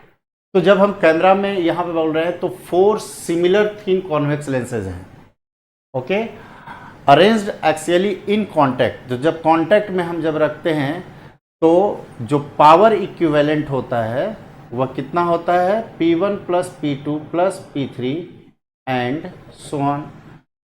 और जब हम मैग्नीफिकेशन की बात करते हैं तो नेट मैग्नीफिकेशन जो होता है वह कितना होता है, M1 into M2 into M3 and so on. तो यहाँ पर 4 है, चारों जो है identical similar thin convex lenses है। तो हम जब P इक्विवेलेंट लिखेंगे तो P इक्विवेलेंट की वैल्यू 4P आएगी और M नेट या M इक्विवेलेंट की वैल्यू जो आएगी वह M टू द पावर 4 होगी। क्लियर है? Now next question, an oxygen cylinder of volume 30 liter has 18.20 moles of the oxygen. After some oxygen withdrawn from the cylinder, its gauge pressure drops to 11 atmospheric pressures at temperature 27 degrees Celsius. The mass of the oxygen withdrawn from the cylinder is nearly equal to। तो यहाँ पर जो है ये simple सा चीज़ है, अगर हम ध्यान से देखें तो ये 30 लीटर जो है गेज प्रेशर का मतलब कि difference between the atmospheric pressure and the gas pressure, और वो कितना दिया हुआ है, तो सराउंडिंग का प्रेशर अगर देखें P सराउंडिंग और P गैस, ये वैल्यू जो दिया हुआ है वह कितना 11 ATM, यानी कि गैस से जब ऑक्सीजन मतलब ऑक्सीजन को निकालने के बाद जो गैस का प्रेशर है वह कितना हो गया 11 ATM प्लस सराउंडिंग का प्रेशर हो गया, और ये कितना हो जाएगा 1 ATM अगर लेंगे तो ये आ जाएगा कितना 12 ATM। ओके, तो हमारे पास P2 की वैल्यू जो आ गई है वह कितनी है 12 ATM है। इसको हम लोग अगर पास्कल में चेंज करें तो ये आ जाएगा 12 into 1.01 into 10 to the power 5 newton पर मीटर स्क्वायर। वॉल्यूम की बात करें तो वॉल्यूम तो चेंज नहीं होगा, कंटेनर का वॉल्यूम है ये 30 लीटर है। 30 लीटर को हम लोग अगर चेंज करें तो ये आ जाएगा 30 into 10 to the power -3 metre cube. और अगर हम R की वैल्यू को देखें तो R की वैल्यू दिया हुआ है कितना, R दिया हुआ है 100/12, और T की वैल्यू जो है हम लोग ले लेंगे 273 plus 27 is equals to 300 kelvin, है ना। तो यहाँ से अगर हम नंबर ऑफ मोल की वैल्यू कैलकुलेट करें तो नंबर ऑफ मोल जो निकल के आएगा वह कितना आ जाएगा 12 into 1.01 into 10 to the power 5 multiplied by 30 into 10 to the power -3 upon R की वैल्यू 100/12 मल्टीप्लाइड बाई T। तो ये N की वैल्यू आ गई, ये N2 हो गया। तो यहाँ से जब हम इसको कैलकुलेट करेंगे तो ये वैल्यू जो है लगभग निकल के आएगी कितनी 13.5 के आसपास, लगभग वैल्यू हम लोग जो है ले लिए। तो N2 की वैल्यू इतनी हो गई, और N1 की वैल्यू जो है वह कितनी है 18.20। N2 की वैल्यू जो है 13.50 ही आएगा ना। इसको एक बार देख लेते हैं, इसको चेक कर लेते हैं। तो यहाँ से जो है ये 12 जाएगा ऊपर, तो ये आ जाएगा, ये वैल्यू जो आएगी 12 multiplied by 12 into 1.01 into 10 to the power 2 into 30 upon 100 multiplied by 300। तो ये कितना 10, और ये 10 to the power 2 cancel out, तो ये हो जाएगा 144, नहीं ये 14.5 आएगा। लगभग ये वैल्यू कितनी आ जाएगी 14.5 के आसपास। तो इसका डिफरेंस ले लें तो कितना हमने बाहर निकाला है, तो बाहर जो वैल्यू हम लोग लेंगे वो वैल्यू आ जाएगी 0, ये आ जाएगा कितना 7, और ये हो जाएगा कितना 3। तो नंबर ऑफ मोल जो हमने बाहर निकाल लिया है ऑक्सीजन का वो कितना आएगा 3.7। 7 and therefore the mass of oxygen gas जो होगा वो कितना हो जाएगा 3.7 इंटू 32 ग्राम, है ना। और इसको हम केजी में चेंज करेंगे तो ये आ जाएगा 3.7 into 32 into 10 to the power -3 kg, और ये वैल्यू जो निकल के आएगी 0.116 kg के आसपास होगी। नेक्स्ट क्वेश्चन चलते हैं। नेक्स्ट क्वेश्चन में क्या दिया है, अ pipe open at both and has a fundamental frequency f in air. मान लो कि एक ऑर्गन पाइप है यहाँ पे, इसकी लेंथ जो है हमने कितनी ले ली, L ले ली। तो ओपन ऑर्गन पाइप का हम लोग जानते हैं कि इसकी फंडामेंटल फ्रीक्वेंसी जो होती है वह कितनी होती है, v/2L, where v is the speed of sound in air. Now अब इसी को क्या किए कि हमने क्या किया कि यहाँ पर अब इसी ऑर्गन पाइप को हमने रख दिया कहाँ पे,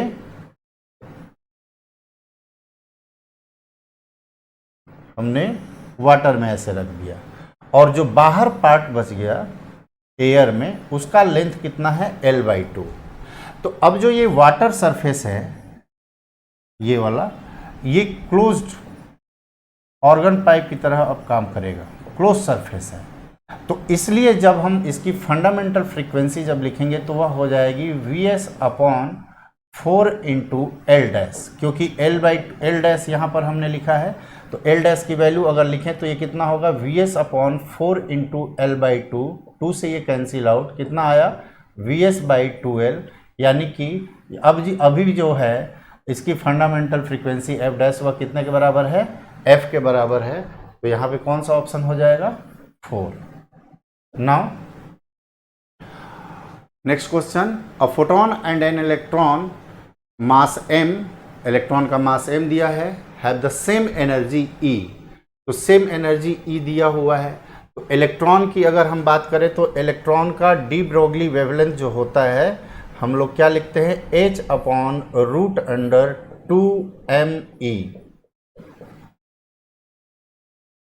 क्लियर है, लैम्डा ई हो गया। और फोटोन की अगर हम बात करें तो फोटोन की जो वेवलेंथ होती है वह कितनी होती है, hc/e। अब बोल रहे हैं कि लैम्डा फोटोन यानी कि ये फोटोन, तो लैम्डा फोटोन अपॉन लैम्डा ई की वैल्यू जो होगी वह कितनी हो जाएगी, hc/e अपॉन या multiplied by 2me√2me upon h। h से h कैंसिल आउट, अगर हम ध्यान से देखें इसको अंदर ले जाए तो ये वैल्यू बच जाएगी c इंटू √2m/e, c। तो ये कौन सा आ गया, c√2m/e।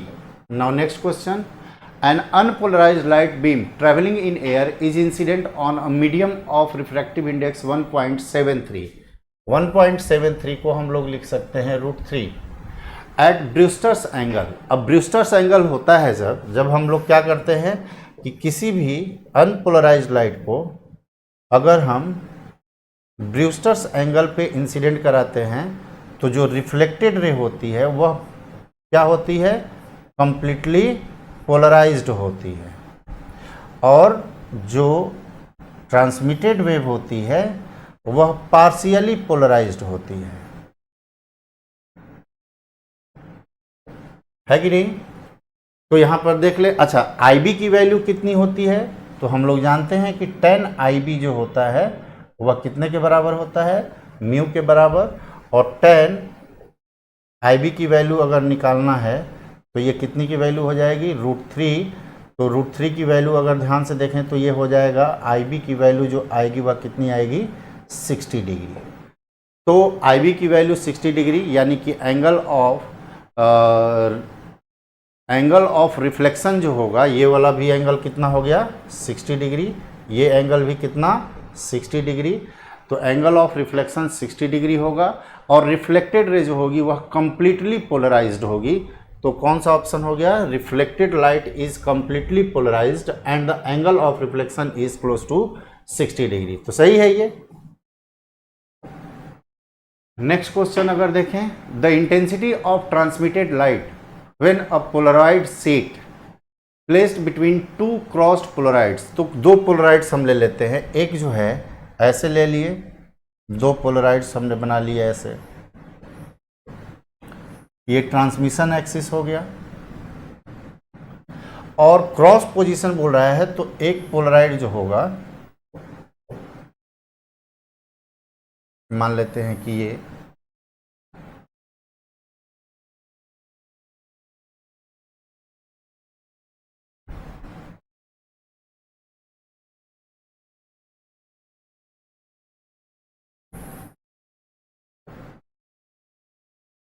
ठीक है, एक जो है अगर हम ध्यान से देखें तो एक को हम ऐसे ले लेते हैं,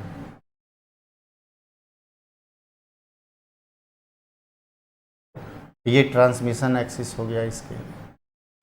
तो जब दो पोलराइड का ट्रांसमिशन एक्सिस एक दूसरे के 90 डिग्री होते हैं तो उनको हम बोलते हैं क्रॉस्ड पोजीशन, है ना, क्रॉस्ड पोलराइड्स। तो ये क्रॉस्ड हैं। अब बोल रहा है कि इसमें जब यहाँ पर एक पोलराइड के थ्रू जब पास हो रहा है तो यहाँ पर जो लाइट आएगी, ये जो लाइट आई, इस लाइट की इंटेंसिटी कितनी है, आई नॉट।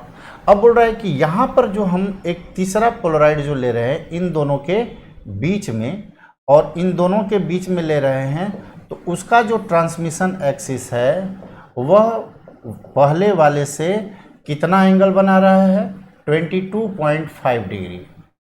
तो जब ये पास करेगा इस पोलराइड से तो यहाँ पर जो इंटेंसिटी आएगी वह कितनी आएगी, हम इसको बात करें अगर तो आई नॉट कॉस स्क्वायर कितना, 22.5 डिग्री, 22.5 डिग्री। इसको मान लेते हैं हम थीटा, तो इसको हम लोग लिख लेते हैं क्या चीज़, आई नॉट कॉस स्क्वायर थीटा। अब ये जो है अब इससे पास करेगी तो यहाँ पर क्या आ जाएगा, तो यहाँ पर इंटेंसिटी कितनी है, आई नॉट कॉस स्क्वायर थीटा। इससे पास करेगा तो इसमें और इसके ट्रांसमिशन एक्सिस में जो एंगल होगा, ये जो एंगल होगा यहाँ पर अगर ध्यान से देखें तो ये जो एंगल होगा वह कितना होगा, 90 माइनस थीटा के बराबर होगा। तो यहाँ पर हम लोग क्या लिख लेंगे कि यहाँ पर जो इंटेंसिटी आएगी वह आई नॉट कॉस स्क्वायर थीटा जो इससे पहले थी, और जब पास करेगी तो कितना हो जाएगा, cos square 90 minus theta, cos square 90 minus theta. Clear है। अब यहाँ पर अगर ध्यान से देखें तो इसको हम क्या लिख सकते हैं, I naught into cos square theta into इसको लिख सकते हैं साइन स्क्वायर थीटा। हम लोग क्या करें, इसको 4 से मल्टीप्लाई कर दें, 4 से मल्टीप्लाई कर दें और 4 से डिवाइड कर दें, तो इसको हम लोग क्या लिख सकते हैं, इसको लिख सकते हैं बराबर I naught by 4 into 4 sine square theta into cos square theta. 4 sine square theta को इसको हम लिख सकते हैं आई नॉट बाई 4 इंटू इसको लिख सकते हैं 2 sine theta into cos theta का होल स्क्वायर। इसको क्या लिख सकते हैं, तो आई नेट की जो वैल्यू आएगी वह कितनी आ जाएगी, I naught by 4 into sine 2 theta, sine square 2 theta, 2 theta की वैल्यू 45 डिग्री, तो ये हो जाएगी I naught by 4 into 1 by root 2 का होल स्क्वायर, यानी कि ये वैल्यू कितनी आ जाएगी, आई नॉट बाई 8। क्लियर है। नेक्स्ट देखते हैं, 3 identical heat conducting rods are connected in series as shown in the figure. The rods on the sides have thermal conductivity 2K while that in the middle has thermal conductivity K. The left end of the combination is maintained at temperature 3T and the right end at temperature T. The rods are thermally insulated from outside. In steady state, temperature at the left junction is T1 and that at the right junction is T2. The ratio of T1 and T2. तो हमको यहाँ पे बताना है कि ये T1 है और ये T2 है। तो हम लोग क्या करेंगे, पहले हम लोग लिख लेते हैं, इसको मान लेते हैं कि R1 है, तो R1 की वैल्यू हम लोग क्या लिखेंगे, L/2KA। उसी तरह से इसकी वैल्यू R2 मान लेते हैं, तो R2 की वैल्यू क्या लिखेंगे, L/KA। उसी तरह से इसकी वैल्यू मान लेते हैं R3, तो R3 की वैल्यू क्या लिखेंगे, L/2KA, है कि नहीं। तो अगर हम ध्यान से देखें तो अगर इस वैल्यू को L/KA को R मान लें तो R1 की वैल्यू जो आएगी R आएगी, R/2 आएगी, R2 की वैल्यू R आएगी एंड R3 की वैल्यू जो होगी वह R/2 होगी। इसको हम लोग जो है बना सकते हैं इस तरीके से कि ये 3 रजिस्टर हैं, यहाँ पर भी 3 रजिस्टर है, एक रजिस्टर है और यहाँ पर भी एक रजिस्टर है, ठीक है। यहाँ पर जो है टेम्परेचर कितना है T और यहाँ पर जो टेम्परेचर है कितना 3T। यहाँ पर T1 है, यहाँ पर T2 है। हमें पता है कि स्टेडी स्टेट में हीट करंट फ्लो होगा I और I की वैल्यू जो होती है वह कितनी होती है, डेल्टा T/R इक्विवेलेंट। अब हमको पता है ये वैल्यू कितनी है, R/2 है, ये कितना है R है, ये भी कितना है R/2 है। तो R इक्विवेलेंट अगर हम देखें तो ये वैल्यू कितनी आएगी 2R और डेल्टा T की वैल्यू कितनी आ गई 2T। तो I की वैल्यू हम लोग लिख सकते हैं 2T/2R, 2 कैंसिल आउट, ये वैल्यू कितनी आई T/R। अब यहाँ से करंट फ्लो हो रहा है तो ये हाई पोटेंशियल और ये लो पोटेंशियल। यहाँ पर जो है क्या होगा, टेम्परेचर ड्रॉप होगा और टेम्परेचर ड्रॉप होगा तो T1 की वैल्यू को हम लोग क्या लिख सकते हैं, T1 is actually 3T minus, यहाँ पर ये वैल्यू कितनी I इंटू R1, तो माइनस I इंटू R1 की वैल्यू रख लें तो कितना हो जाए, I की वैल्यू रख लें तो 3T माइनस I की वैल्यू जो होगी वह कितनी T/R एंड R1 की जो वैल्यू होगी वह कितनी आ जाएगी, R1 की वैल्यू जो हमने लिखा हुआ है वह R/2 है। तो R से R कैंसिल आउट तो ये वैल्यू आ जाएगी 3T minus T/2 and it will be equal to 5T/2। उसी तरह से T2 की बात करें तो यहाँ पर भी हम प्लस और माइनस, क्योंकि करंट हाई पोटेंशियल से हाई टेम्परेचर से लो टेम्परेचर की तरफ फ्लो होगा, यानी कि जब हम इधर से इधर आएंगे तो टेम्परेचर बढ़ेगा और कितना बढ़ेगा तो IR3 के बराबर बढ़ेगा। तो यहाँ पर अगर हम ध्यान से देखें तो T2 की वैल्यू जो लिखेंगे वह कितना हो जाएगा T प्लस कितना T प्लस, यहाँ से वैल्यू जो आएगी वह कितनी आ जाएगी IR3, T प्लस I की वैल्यू T/R, R3 की वैल्यू R/2, R से R कैंसिल आउट तो ये आ जाएगा 3T/2 and therefore the ratio of T1/T2 कितना आ जाएगा 5T/2 अपॉन 3T/2, तो ये कितना आ गया 5/3 के बराबर। Okay, next, a particle of mass m is moving around the origin with a constant force F, pulling it towards the origin if Bohr model is used। अब बोर मॉडल बोल रहा है तो यहाँ पे बना लो एक ऑर्बिट, है कि नहीं। तो nth ऑर्बिट का रेडियस ऑफ nth ऑर्बिट बताना है and the particles speed in the orbit, है ना। तो यहाँ पर जो है हम लोग मान लेते हैं कि यहाँ पर ये v है, ये रेडियस जो है r है और इधर फोर्स लग रहा है F और ये v है। पार्टिकल का मास अगर m मान लें तो हम लोग लिख सकते हैं कि F बराबर कितना mv²/r। और उसी तरह से अगर बोर ऑर्बिट को, अगर हम बोर मॉडल को यूज़ करेंगे तो हम लोग जानते हैं कि mvr जो होता है वह कितना होता है nh/2π। यहाँ से अगर हम ध्यान से देखें तो यहाँ से हम r की वैल्यू को क्या लिख सकते हैं, r बराबर लिख सकते हैं mv²/f। तो r की वैल्यू यहाँ पे रख दो तो क्या आ जाएगा m²v³ is equals to nh/2π, है कि नहीं। तो यहाँ पर हम लोग क्या लिख सकते हैं कि v³ जो आएगा वह कितना हो जाएगा nh/2π इंटू f/m², सही है। तो v को अगर हम लिखेंगे तो v का पावर कितना हो जाएगा, ये आ जाएगा 1/3। तो यहाँ से अगर देखें तो v जो है वह डायरेक्टली प्रोपोर्शनल टू 1 10⁻⁴ 3।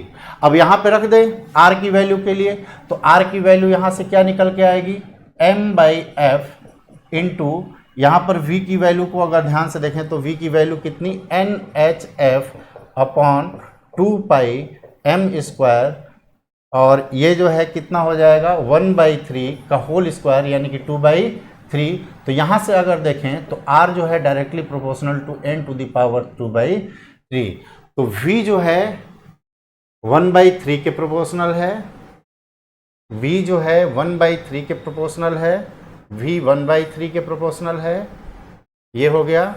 और r जो है n/2/3 के प्रोपोर्शनल, n का पावर 2/3, तो पहला होगा r is directly proportional to n⁻² 2/3 and v is directly proportional to n⁻³ 1/3। Hypothetical जो है इसको हम बोलते हैं hypothetical model, hypothetical atomic model, ठीक है। Next, de Broglie wavelength of an electron orbiting in the n=2 state. तो हम लोगों को पता है कि जब इलेक्ट्रॉन घूमता है ऑर्बिट में तो स्टैंडिंग वेव बनाता है, और स्टैंडिंग वेव बनाता है तो अगर n बराबर 2 ऑर्बिट में होगा तो 2πr जो सरकमफेरेंस होता है वह कितने के बराबर होता है, n × लैम्डा के बराबर। कैसे होता है, तो हमको ये पता है कि mvr की वैल्यू जो होती है NH/2π according to bourse postulate, और यहाँ से हम लोग क्या लिख सकते हैं कि 2πr = n × h/mv, और h/mv क्या होता है, डी ब्रोगली वेवलेंथ, तो ये कितना हो जाएगा n लैम्डा। तो 2πr की वैल्यू कितने के बराबर, n लैम्डा, और n बराबर 2 है तो हम लोग यहाँ पर क्या लिख सकते हैं, 2πr = 2 लैम्डा, तो 2 और 2 कैंसिल आउट, तो लैम्डा की वैल्यू जो आएगी वह कितनी आ जाएगी, πr के बराबर। अब πr की वैल्यू अगर ध्यान से देखें तो पाई की वैल्यू 3.14, और r की वैल्यू अगर हम देखें तो बोर रेडियस दिया है 0.052 नैनोमीटर, तो 0.052 n² तो n² की वैल्यू कितनी हो जाएगी 4, और ये वैल्यू आएगी किसमें, नैनोमीटर में। तो इसको जब वैल्यू कैलकुलेट करेंगे तो ये कितना आएगा, 0.67 नैनोमीटर के बराबर। तो लैम्डा की वैल्यू आएगी 0.67 nanometre. Now two gases A and B are filled at the same pressure in separate cylinders with movable piston of radius RA and RB respectively. On supplying an equal amount of heat to both the systems reversibly under constant pressure. तो constant pressure है, constant pressure मतलब isobaric process है। The pistons of the gas A and B are displaced by 16 centimetre and 9 centimetre. तो क्या क्या इसमें बोल रहा है कि सेम अमाउंट ऑफ हीट, यानी कि डेल्टा Q1 = डेल्टा Q2। हम लोग फर्स्ट लॉ ऑफ थर्मोडायनेमिक्स से हम लोग क्या जानते हैं कि डेल्टा Q की वैल्यू जो होती है वह work done plus delta U के बराबर होती है। तो बोल रहा है कि डेल्टा Q1 और डेल्टा Q2 सेम है, और ये बोल रहा है कि if the change in their internal energy is also same, यानी कि डेल्टा U1 = डेल्टा U2। तो इसका मतलब ये हुआ कि work done in first gas is equals to work done by second gas. अब वर्क डन आइसोबारिक प्रोसेस में हम लोग क्या लिख सकते हैं, P delta V1 is equals to P delta V2। अब P यहाँ पर अगर, क्योंकि P कांस्टेंट है, तो यहाँ पर जो है हम लोग क्या लिख सकते हैं कि delta V1 is equals to delta V2। Delta V1 की वैल्यू को अगर देखें तो लिख सकते हैं A1 into displacement L1 is equals to A2 into displacement L2। अगर हम ध्यान से देखें तो A1/A2 की वैल्यू जो होगी वह कितनी आ जाएगी, L2/L1 के बराबर। A1/A2 को अगर ध्यान से देखें तो क्या लिख सकते हैं, πr1² अपॉन πr2² बराबर L2/L1। पाई से पाई कैंसिल आउट, तो इसका मतलब ये आया कि R1/R2 की वैल्यू जो आएगी √L2/L1 के बराबर होगी, और L2 की वैल्यू कितना है 16, L1 की 9 बाई कितना 16, तो यह आ जाएगा 3/4। Okay, A microscope has an objective of focal length 2 centimetre. तो यहाँ पर हम लोग क्या करते हैं कि ये ऑब्जेक्टिव लेंस है और ये जो है आई पीस है माइक्रोस्कोप का। ये जो डिस्टेंस होता है ये कितना होता है L0, ट्यूब लेंथ बोलते हैं। और ऑब्जेक्ट को हम लोग कहाँ पे रखते हैं, जस्ट आउटसाइड द फोकस। तो अगर हम क्या करते हैं कि U की वैल्यू UE, तो हम लोग अगर ध्यान से देखें तो नॉर्मल एडजस्टमेंट में जो मैग्निफिकेशन होता है कंपाउंड माइक्रोस्कोप के द्वारा वह कितना होता है V0/U0 इंटू D/FE। तो अगर हम ध्यान से देखें कि जैसे जैसे इस ऑब्जेक्ट को हम अप्रोच कराएंगे F0 से, अगर हम U0 की वैल्यू को अप्रॉक्सीमेटली एग्जैक्टली नहीं कितने के बराबर रख दें F0 के बराबर, तो ध्यान से देखो तो जब F0 पे रखते हैं तो वो कहाँ पे जाता है इनफाइनाइट पे। तो यहाँ पर अगर हम F0 पर जाएंगे तो ये V की जो वैल्यू होगी यहाँ पर, यह V की वैल्यू जो होगी वह लगभग ये वैल्यू जो आएगी वह लगभग किसके बराबर आ जाएगी L0 के बराबर, V0 की वैल्यू ऑब्जेक्टिव लेंस जो बनाएगा। और इसलिए जब हम इस सिचुएशन में जो मैग्निफिकेशन लिखते हैं वह कितना लिखते हैं L0/F0 इंटू D/FE। अब सभी वैल्यूज दी हुई हैं। L0 की वैल्यू जो है कितना दिया हुआ है, ट्यूब लेंथ दिया हुआ है, ट्यूब लेंथ इस 40 सेंटीमीटर रख दिए 40। F0 की वैल्यू ऑब्जेक्टिव लेंस का फोकल लेंथ कितना 2 सेंटीमीटर रख दिए, मल्टीप्लाइड बाई सेंटीमीटर ऊपर सेंटीमीटर नीचे, कोई यूनिट में दिक्कत नहीं है। आई पीस का फोकल लेंथ कितना 4 सेंटीमीटर, ट्यूब लेंथ जो है इतना, आई पीस 4 सेंटीमीटर है, डी की वैल्यू 25, तो 25/4। तो यहाँ से जो होगा ये कितना हो जाएगा 10 और ये कितना 5, तो ये कितना मैग्निफिकेशन आया 125। ओके,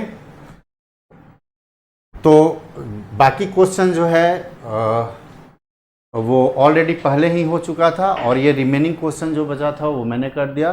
तो ऑलरेडी मेरे ख्याल से डिटेल्ड जो है हमने जो है इसका कैलकुलेशन कर दिया है। Okay, thank you.